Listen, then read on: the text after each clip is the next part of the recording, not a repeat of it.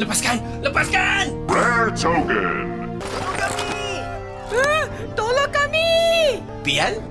Kau pernah jadi token? Oh, padanlah ramai budak tak ada kat sekolah minggu ni. Hei, kau tunggu apa lagi amat tu?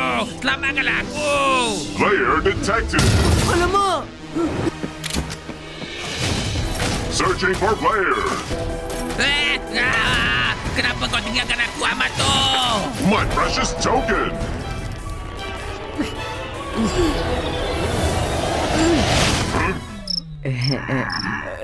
Hai. Tengok kejap album ni boleh? Macam best je. Counter attack. Get ready. Time to tokenize. Warning, attack. Tengok nama tu. Aku boleh kawal game tema item ni. Ha? Kawal game? Alamak, air aku dah habis. Lari amat tu. Aduh. Kalau Dick boleh, kau pun mesti boleh, Mekabot. Oi, apa kau nak buat ni? Ha, dah boleh. Mekabot, Magnet! Meka! Cucu!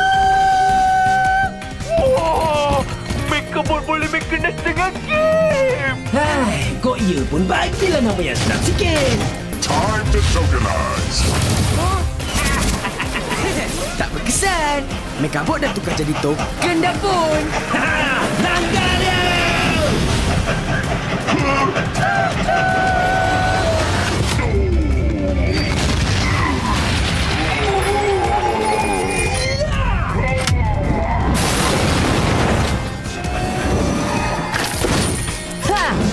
Ambil kau Akada. Berani tukar aku jadi tokennya. Langgar dia lagi. Jom! Direct hit. Weapon change. Space hammer. Setakat tukul je boleh buat apa?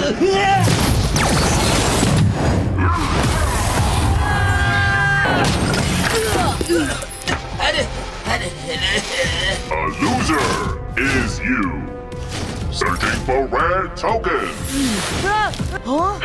Dik, bangunlah cepat Batu. Tidur buat apa? Selamatkan kita orang, Amato! Pian! Need more tokens. Wah, dia tengah cari aku. Mekabot, mana kau?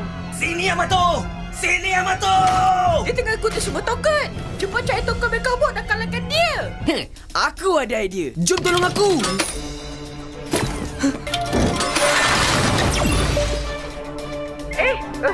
Wah, aku boleh kawal game ni. Dek, bagilah aku masuk game yang cool juga. Nanti dulu. Aku ada idea lain untuk kau.